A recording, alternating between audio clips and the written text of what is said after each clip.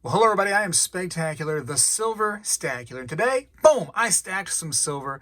I got some in my hand. A piece of silver cost me $2,600.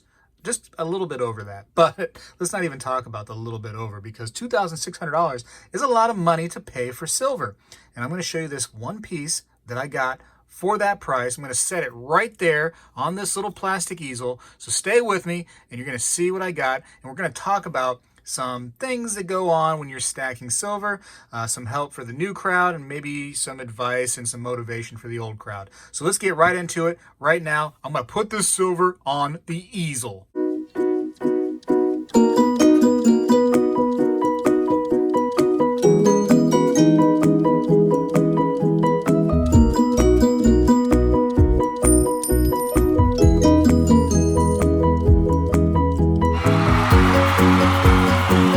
All right, so here it goes. Everybody thinks it's going to be this thing, but no, it's not going to be that. That is just a nice, cheap round, and those are cool. That's a 1 ounce round. The thing that I paid a lot of money for is going to go right here on this easel, and as you can see, it does fit on there. No big deal. I'm kind of worried I'm going to smash my finger. Oh, golly. Jeez. That's the price I pay for doing something dumb. All right. Anyways, it's made up its mind. It does not want to be restricted to an easel. And so we're just going to hold it. So yeah, I got this nice Johnson Matthey bar. It's a 100 ounce bar, as you can tell from just the heft of the thing. Listen, a lot of people, they don't like to buy the 100 ounce bars. And I'm going to talk a little bit about that and some maybe differences between stacking the thought process. And I just want to show this off first, right? So this is, as you can see, a big bar. I love it. It's got a nice Johnson Matthey little stamp right there.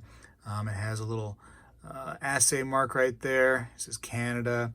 100 plus ounces. So that's nice because you get a little bonus. It's probably, 100 point, who knows? But you get a little addition there because of the plus. So I like seeing that. 999 plus. Again, we like pluses on things, right? You see a plus on a slab coin, we like it. You find out that you have a plus just about anywheres, and it feels pretty good, except for if, you're HIV positive, and then that plus is probably not good. But most pluses typically are a bonus, right? Okay, that was a bad joke. Sorry for the HIV positive people out there. No harm, no hard feelings, but let's keep moving. All right, anyways, so here is a nice little serial number. They made a lot of these things, huh? And I'm sure that serial number goes well above and beyond that right there, that they actually made these things. But it's a hefty piece. And, on this channel, I do show off the things that I get. And I'm not bragging that I got a 100 ounce bar. I've gotten a few on my channel before, and I've showed off those unboxings. First of all, the thing that I try to do is when I show off what I'm getting, is I try to motivate you. I try to, make you go like, he's still stacking. I should be too. I've been watching some of the other stacking channels, and they don't practice what they preach. Let's just say that. They don't buy at all levels. They might try to sell silver and not stack it. They think it's good enough for you, but not good enough for them. For Spegtacular, silver is something I do believe in. Now, I don't think that silver is the cure-all. I don't think that in the event of a collapse that we're going to need silver right away. But I think eventually we might need this stuff, right? So right away, everybody's going to be panicked. They're not going to be worried about silver automatically becoming money. But down the road, I think it most likely will have to be. So it's not, going to cure everything, but I think eventually it's going to be wildly important that you have a stack of silver. And not only that, but gold too. Gold is going to be very important. So don't neglect the gold and don't neglect the silver. If you're just purely in the gold game, think about this right here. I always view the gold as the dollars, right? The fiat, just the regular paper money. And I view the silver as the change. So you got to have both, right? You need both. You pay something that's $1.99. You got to have the bills and you got to have the change in order to make that $1.99. I know, unless you have $2 and then somebody gives you a penny back and you keep the change. Listen, you get my point, right? Right? You need to have both. And I think it's very important to have both silver. Let's say that there is some kind of, collapse or whatever the case may be, that you need to have smaller amounts of money. So you can just go to the store and use your silver and say, hey, there you go. And I just dropped that on the floor and the camera shook. I'm sorry. But you have that available for smaller purchases. You're not going to go there with a 10th ounce of gold and say, hey, here's my, my big amount of money. And then they got to give you a bunch of change back, which is going to be coming in a bunch of, silver. So something to consider is silver. If you are not a stacker of silver, definitely get at least a little bit, right? You want to have some of this right here as an investor too. You want to have a nice, nice decent stack of precious metals, silver, gold, in your portfolio. So make sure you're stacking it. And that's what I'll say about that. Now, a lot of people will not stack 100-ounce bars. I like it, the 100-ounce bars, for the fact that you got just a nice thing to stack. You just boom, you put that right there and you're safe, and then you can stack bars on top of that. There's actually, I guess, a guy locally. Somebody just told me this story, and I couldn't hardly believe it. That he got silver when it was so low in price that he just painted them. He painted them just kind of odd colors, blacks and browns and whatever, and started putting them out in the yard as like bricks to just kind of guard his flower beds and stuff. So that's an interesting use for it. Scary if somebody finds out what you did, for sure, but this it's a good way to stack, I guess. Whereas you try to start doing that to the 1-ounce pieces, and yeah, somebody's onto your game quick. And plus, it takes a lot more time to paint all these 1 ounces. Anyways, that's to the extreme. Most people aren't going to do that, but it's also something you could hide in just plain view. This thing right here, if you were to paint this thing, it doesn't make it stop being silver because you painted it. And you could put this literally as a doorstop somewhere. And sometimes that in plain view hiding of your precious metals could, deter a thief, or, people that just aren't going to really realize what that is. So, if you put it this way, especially, and you have it all, a certain color or whatever, and you just stick it somewhere, you could paint this thing orange and just put it by the door as like a doorstop, and nobody's gonna know what that is, But of course, you turn it over and you see the Johnson Matthey, and somebody like me is gonna be like, "Hey, I know what that is." But most people, anyways, they don't stack the big boys right here because they find it to be something that they won't need. Because preppers would typically rather have small stuff. They want this stuff right here, the 1-ounce pieces. And that's just easier to barter with in case of a collapse, or, whatever the case may be. If there is any kind of monetary reset in the future, if our dollar goes to such a extremely crazy, horrible inflation, like kind of like Venezuela did, like you're going to need probably smaller amounts like this right here to do your deals with. And that's kind of the prepper's thought process. And I totally understand that. And for my stack, what I like to do is I like to kind of cover all bases and just kind of get a little bit of everything. I don't limit myself in one way. Some people say, hey, I only get constitutional. I only get 1-ounce pieces. I only get gold. I don't like to limit myself. I totally believe in a portfolio that has a multitude of different items. Diverse. We hear that so many times when it comes to investing. Diversify your portfolio. And I believe that all investments of every different type needs to be diversified. And that includes your stack too. There is nothing wrong with having a large bar right here. And it's similar to a piece of gold. You're going to, use it for a large purchase if there ever is that situation. And anybody who buys silver, that like a shop or anything, unless they're just like really, really small little mom and pop shop, they all buy this. There's no problem taking a 100-ounce bar to a shop and saying, hey, I need money for that. Now, I will say that a 100-ounce bar, when I've done my research and when I've looked around, they're typically cheaper to buy a 100-ounce bar than it is to buy 1-ounce pieces. Even if you're buying 100 1-ounce pieces, you'll find that the bar comes out to be a little bit cheaper. And in fact, in my situation, when I went to go purchase. It was around, it was just before Labor Day. Prices had come down just a little bit. They were creeping down. And I got this bar right here. And I'd like to say it cost me about $2,610 to be exact. And that's not, exact 100%. That's approximate where I was on that. And the price was about $2.50 over spot. So I felt like I did pretty good on it. You get that good deal. But if I was to get these pieces right here, these were going to cost me $3.50 over spot. So I saved $1 per ounce by getting the big boy. So that was a benefit right there, saving a little bit of money. Now, to a lot of people's surprise and to my surprise, I think it was the Friday going into Labor Day there. I believe, or maybe it was Thursday, one of those 2 days. Silver shot up, and it was around, it actually came up about 80 cents. Just boom, just shot way up.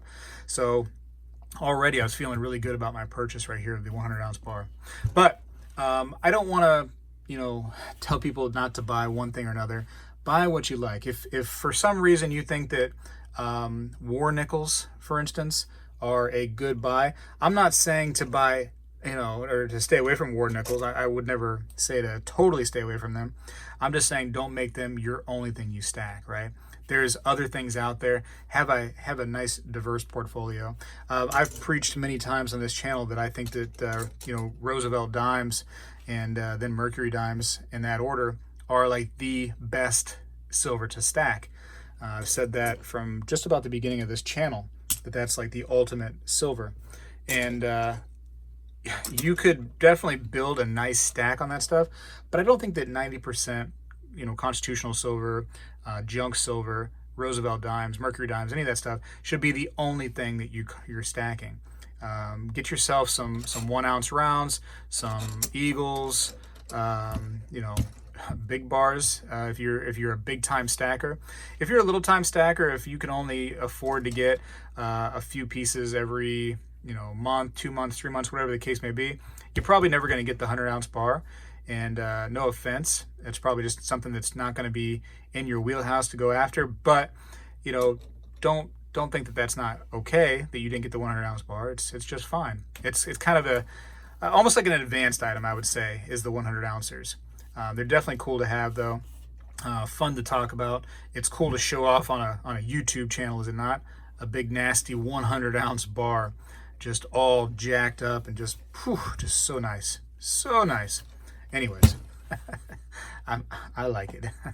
I like my 100 ouncers, but then again, I like my 1 ouncers too, just fine. I like my junk silver. Have that diverse portfolio, I guess, is the real message here. Is don't be afraid to get these things, and I've preached that before. Don't be afraid of the 100 ouncers. Anybody that is able to have any kind of capital for their business, they always have money for a 100-ounce bar. They're not shy about buying those things. Sometimes they may buy these back at a little bit lower of a price than 1 ouncers or Eagles, for sure Eagles. But don't be afraid, because you bought it for less and you're gonna have to probably sell it back for a little bit less. And they're a lot easier, in my opinion, to move. They can be than a lot of these right here wobbling around. And if you have like tubes for them and you put them all in a big shoebox, and maybe you'll be okay. But these right here, it's just kind of convenient to throw these around someplace, and that they're not going to be moving, they're not going to be rattling. It's just going to be one lump sum. So anyways, so yeah, showing off my new purchase. Happy to get it. Prices came up a little bit. Now that I'm watching the spot price over here in the background, I see the price creeping up just a little bit again. I think that we're due, if you want my opinion, I think we're due for the price to come down. And you might be like, well, Spegtacular, you're going to lose money on this thing. And you only really truly lose money, right, when you sell something. I don't really plan to sell these things like that. It's not really my goal. I do sell some pieces, like on my website, spegtacular.com. I do sell some pieces here and there. And they're usually like collector's pieces or premium pieces. That's kind of like my goal, to sell those kind of things. But for the most part, bullion items, there's really no point in me selling those.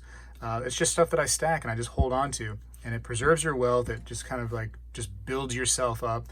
And yeah, that's my goal. build myself up, just make myself into something that I wasn't starting out as. You know what I mean? Like when I first started working, man, I was just a broke kid, had no money, had a really just dirt poor kind of job and dirt poor kind of place to live in, and I think I've built myself up to a better me, and I can thank this stuff for it too. That it's preserved my wealth, and I know that if something does go down, I have a backup plan.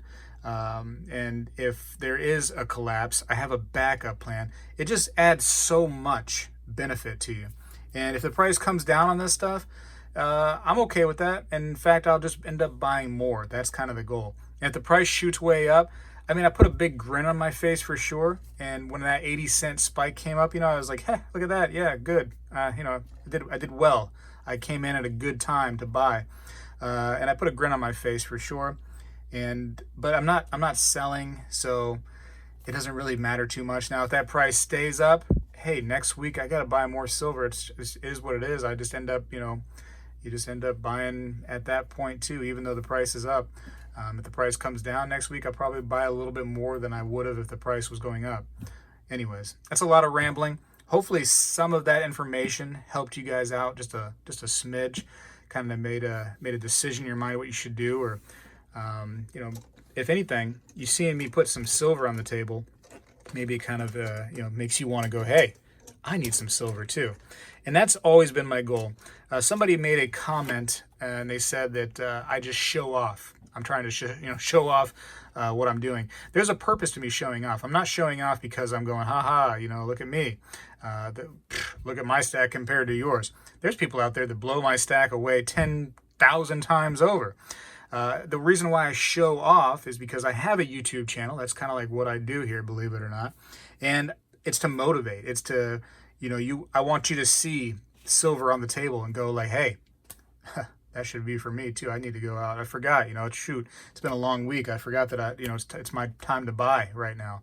And kind of like, motivate you a little bit, to go out there and save money.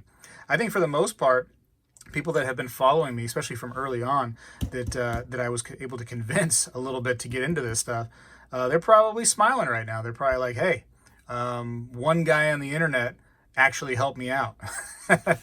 He wasn't just some crazy psychopath. There's enough of them out there. There's enough of them out there. Anyways, I think that's all I can show for now and talk about. There's a lot of ramblings, but I think there's some decent advice within those little ramblings that I did there. Just to go out on here, there's the 100-ounce bar, and I'll put 100 ounces of 1 ounces onto the 100-ounce bar just for fun, because I am Spegtacular, the silver stacular.